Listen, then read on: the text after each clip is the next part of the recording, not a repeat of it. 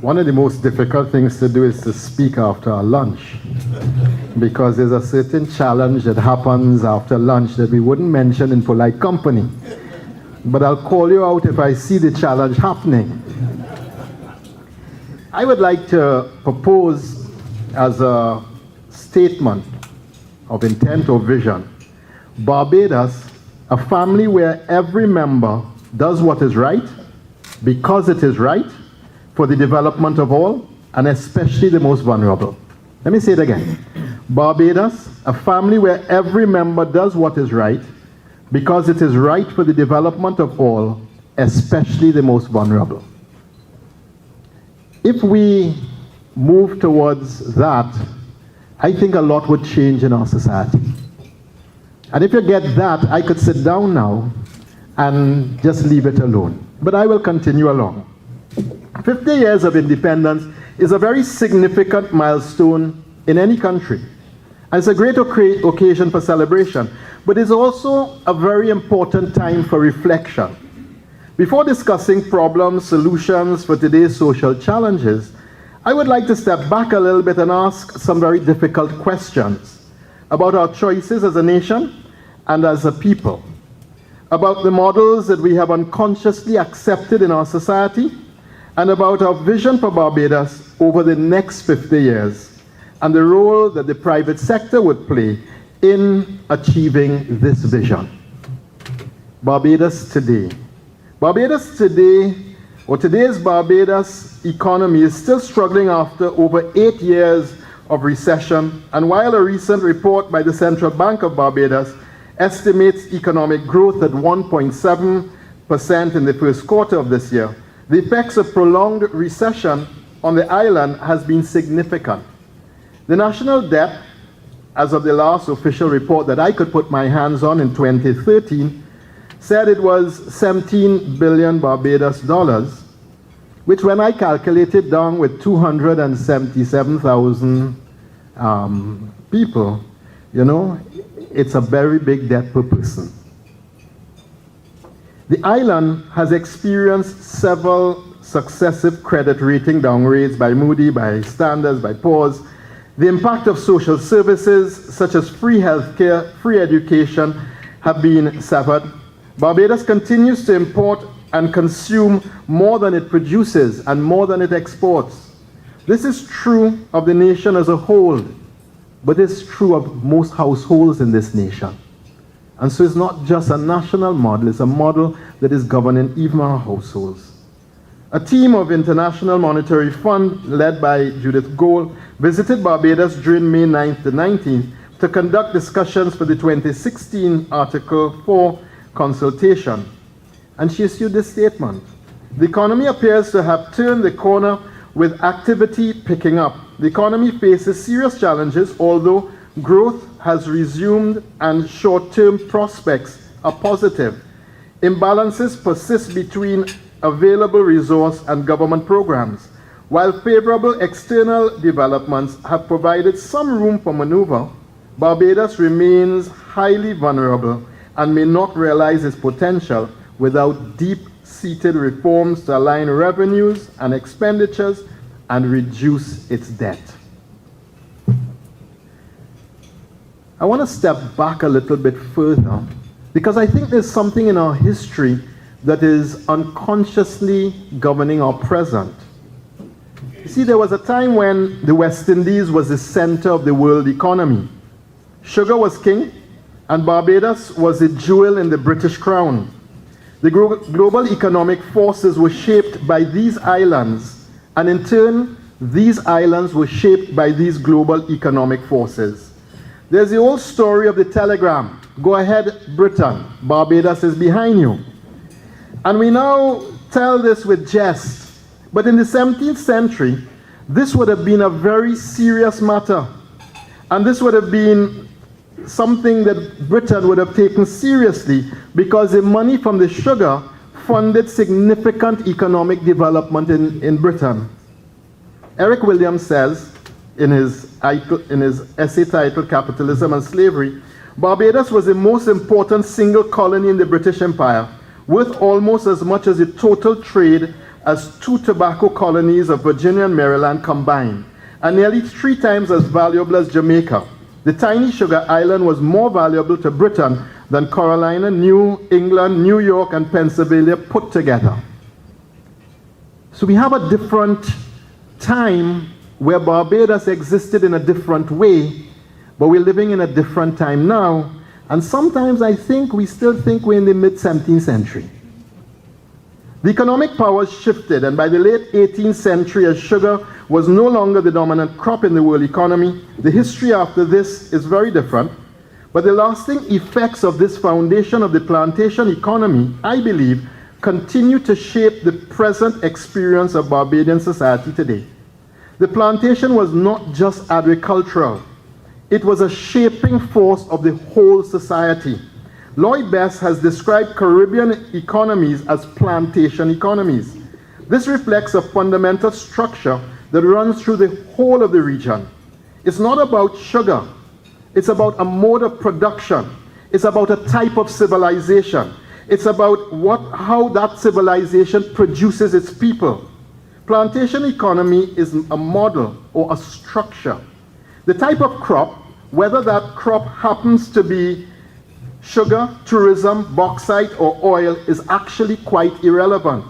The plantation economy has several social implications. The use and distribution of land for a monocrop economy, one crop that cannot be consumed but is cultivated for export, while all food and everything else the society needs is being imported. The structure of the society is bipolar, with a small minority controlling a vast majority of the wealth and political power, but a large majority with very little power or access is left poor and underdeveloped. Economic boom in the short term, with underdevelopment, dependency, and poverty in the very long term, and insularity and fierce competition between all the islands in the region. Now, I don't know about you, but as I read that list today, it doesn't sound too far from the experience of the Caribbean economy today. At its deepest level, the plantation system and its effects are at work in our unconscious as a social, political, economic structure that limits our understanding and our approach to development and progress. Models of development for post-independent Barbados. When we were given independence, and I say given because we didn't take it, in 1966, our forefathers charted a different model of development.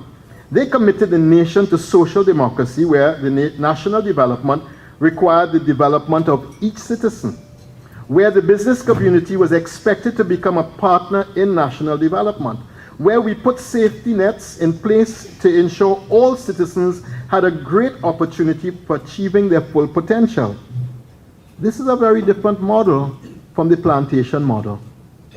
Barbados, I believe, has unconsciously drifted back to the plantation model, abandoning the tradition of our founding fathers and mothers that put development in Barbados ahead of most other islands in the region. Profits and wealth are concentrated now in the hands of a few. At the same time, the safety net of healthcare, education, and social services are being dismantled. The post-independent development model for Barbados society is consciously or unconsciously being abandoned. This points to a problem of economic model and commitment. In Finland last year, a coalition sought office with the promise of reducing taxes. The electorate spoke loudly, saying their interest was not in reducing taxes, but in the bag of goods that would be offered to the society for the same taxes that they were paying. Finland clearly has a very different model. It has a different commitment to building social democracy. And they understand that the development of their citizens and ensuring equal access for all of their citizens is a very important part of their success as a nation. The purpose of democracy. Plato, in his classic The Republic, puts the purpose of government as ensuring justice for the citizen. This is a commitment from each citizen to the 3 dimensions of justice: distributive justice, that the society must distribute the goods to ensure that every citizen has what they need for living a life that is honorable. Contributive justice, that everyone contributes for the sake of the common good, so there's a pool big enough that everybody can be distributed to. Contractual justice, that we make agreements between each other and these agreements are honored and we have the mechanisms to ensure that they're being honored. However, people at the time of Plato believed that this meant doing good for your friends and harm for your enemies. Plato argued convincingly that this approach would not produce true peace among the citizens or within the nation. His position was that we must treat others as we would want them to treat us, now known as the Golden Rule in Luke 6:31. These two models represent the choice that we are faced with today. Extract what we can for ourselves and for our friends and our family, or work for solidarity, the common good, and ensuring the good of every citizen and the development of our nation. And these two models are what is in competition, from what I can see, not only in Barbados, but in much of our region today.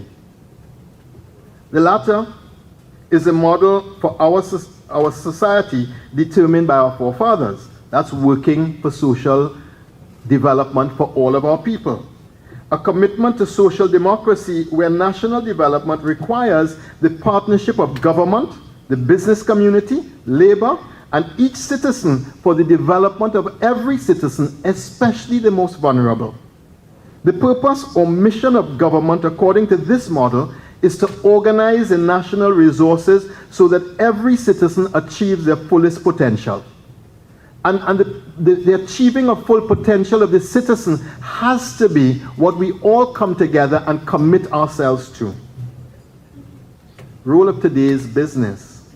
Globalization is demanding more collaboration among nations and a change in how we do business and get our people ready to participate in the global economy. In past, government delivered social services. The reality of shrinking government resource demands that the private sector applies a new model of participation in society. Corporations can no longer act as isolated economic entities. Otherwise, they'll start looking like the planter class who used to extract the wealth from the islands and send it into other parts of the world, the metropolis, where it was really secured. Nothing short of a relentless commitment to the development of every citizen, each dimension of our citizens, and all citizens will give us the foundation for the next 50 years of Barbados. This I'm proposing is an essential part of being a business leader today. The B team, led by Sir Richard Branson, was founded on the belief that the private sector can and must redefine both its responsibilities and its own terms for success. For them, Plan B will ensure business becomes a driving force for social, environmental, and economic benefit. Plan A, where business has been motivated primarily for profit, is no longer an option. The thesis is that if we leverage the many positives of business, the spirit of enterprise, innovation, and entrepreneurship that has helped realize improvements of quality of life and enable technological and scientific progress, we can create an unprecedented era of sustainable, inclusive prosperity for all.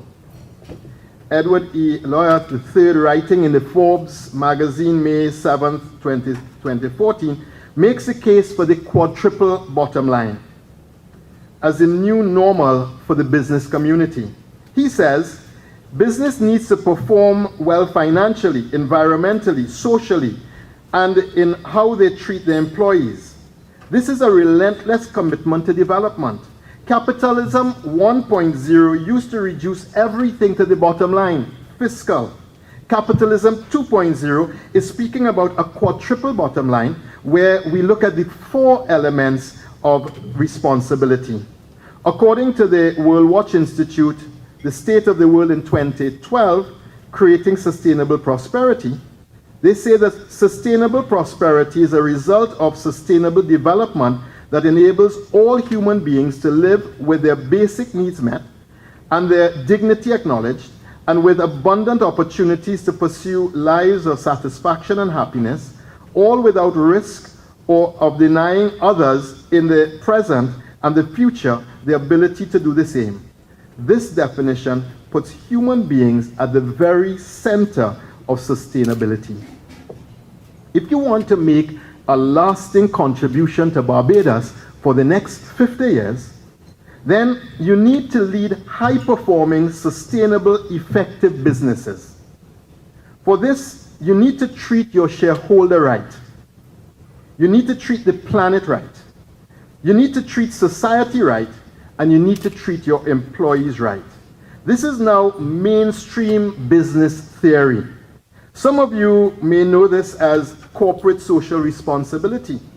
But I'm not speaking about sponsoring an event and then washing your hands and going away. I'm speaking about even the employees in the company getting involved in projects in the community to ensure that they dirty their hands, but they give intellectual capital to the community for its own development. Forward-thinking companies embed sustainability into the core of their business operations to create shared value for business and society.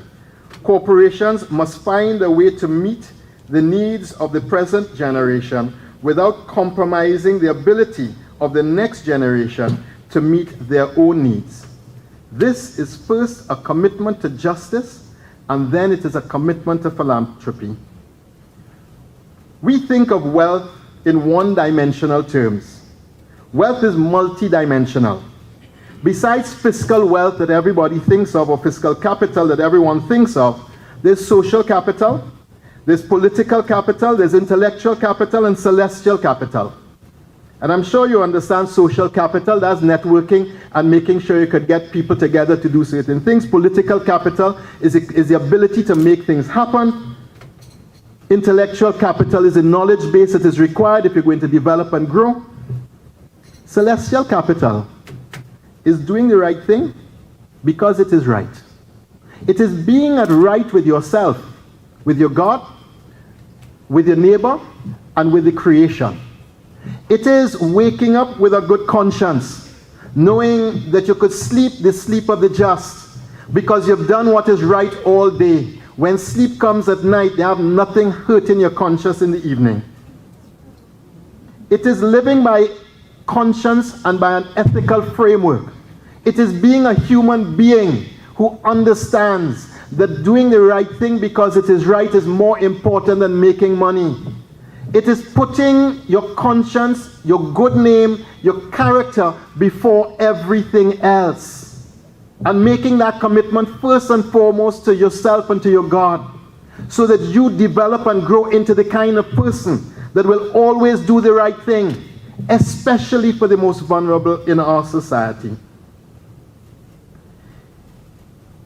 For too long, we have idolized money. We've placed it as a higher good than the people who it should serve. Money is an instrument. It is not an end in itself. It is an instrument to serve the development of all people, not for me to accumulate for my private good. Many of the major financial firms, like Pricewaterhouse, Ernst & Young, many of them now do the quadruple bottom line audit for international companies. So what I'm proposing to you is not something that's coming left field from Catholic social teaching. That's where it came from originally. But I'm proposing to you something that is now becoming main and center. And most of the international businesses now do the quadruple bottom line audit. And it is the new capitalism that will take us as a nation to the next place. I know that in Barbados, and I see Roz is here, that Catalyst Caribbean encourages this type of leadership in an annual competition. The role of business and the role of the business leader, I would like to say, is to lead high-performing, sustainable, effective businesses. It is not to make money. I want to say it again. The role of the business leader is to lead high-performing, sustainable, effective businesses, and that means attending to the quadruple bottom line, ensuring that we treat each one of the four correctly. We cannot do this unless we are committed to the environment, the development of all of our people, and especially the development of our employees. Of course, we need a robust commitment to the financial development, or the business will not be sustainable. The core of behavior.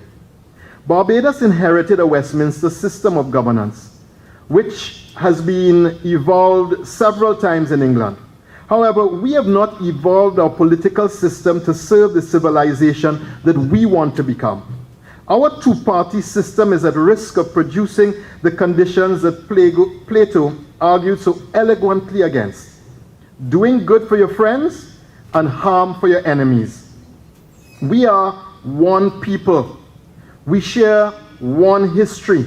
We are confined by the boundaries of this beautiful island.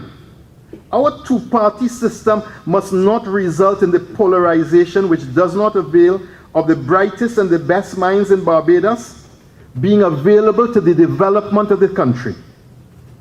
For Plato, democracy is the least trustworthy form of governance. It could be the tyranny of the masses, but it could also easily be corrupted. When the act of democracy, your vote, becomes corrupted, an entire nation can be affected. It is for organizations such as the Barbados Chamber of Commerce and Industry, and you, the private sector of Barbados, to demonstrate leadership by acting ethically, with morality, and with a conscience. It is also up to you and to me to demand the same from our political leaders in their governance and in the electoral process.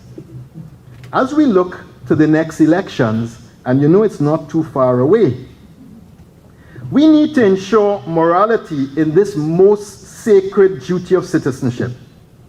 And I'm asking that we, the leaders of this society, invite all relevant parties, including the political parties, to sign a code of ethics for political conduct during the elections. And this must include party financing. If we, as leaders, are willing to hold ourselves, the political parties and the electorate accountable to the highest standards, then we will create the conditions for hope in our nation and for our people and for the next generation of investors. Hope is a matter of confidence in the one who made the promises to us. For in the book of Hebrews, hope is defined as the assurance of things hoped for, the conviction of things not yet seen. Hope is based on our absolute trust and confidence in God, who calls us each day to become the best version of ourselves. More than this is the grace given to us to respond to this call. We have the capacity to grow, to develop, to become, and to evolve. We can't continue to say this is how we are.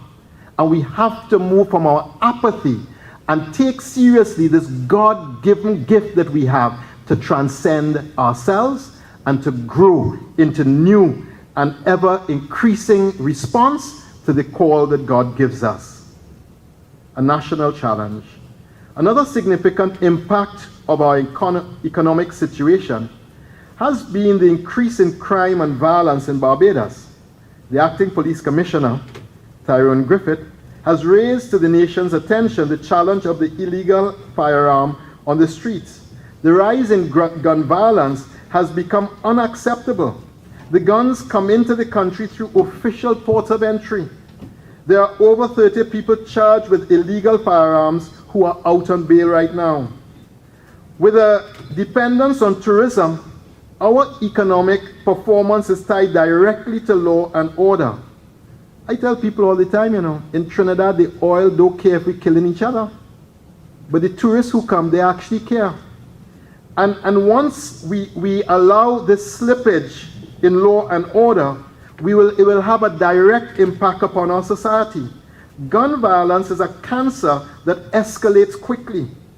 I have seen the effects of escalating gun violence When I was a parish priest in Gonzales, Trinidad, my parish had 5 gangs in and around it, and each gang had an arsenal of guns.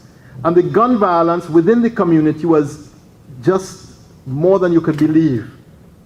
I worked with the gangs, the gang leaders, the community, the city of Port of Spain, the police, and the government to restore order in Gonzales. As leaders, the rising crime and violence should be on our front burner to influence all parties to do everything possible to deal with this. If we could fast-track the handling of the firearm cases in the court to ensure that anyone charged was tried within 4 weeks, I am sure we could get past this national challenge. But this requires leadership. It requires us moving beyond our apathy. It requires us working together with the government and exploring every option possible and encouraging a successful solution. A successful outcome will create hope for Barbados.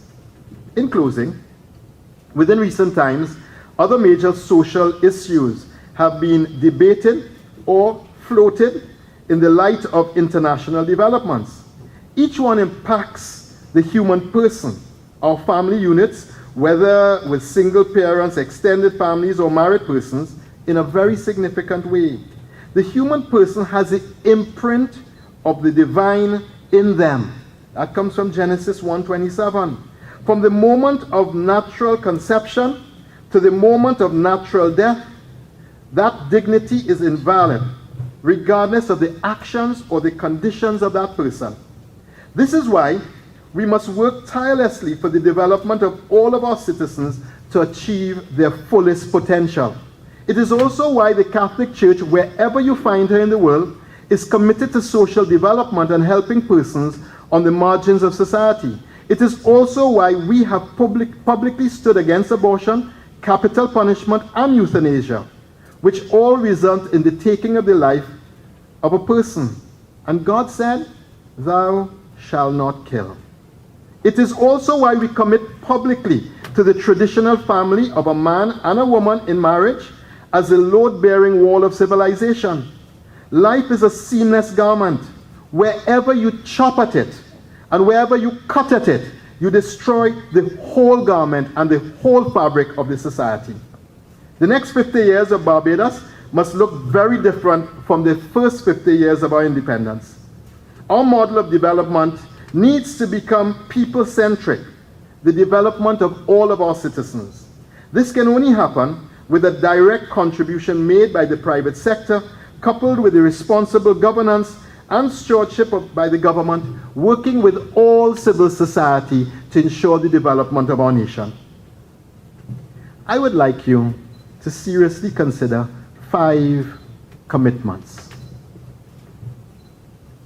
If we were to make a national commitment to the dignity of each human person, and thus the preservation of life from moment of conception till its end, and the family, that is a traditional family, we would see a different Barbados already.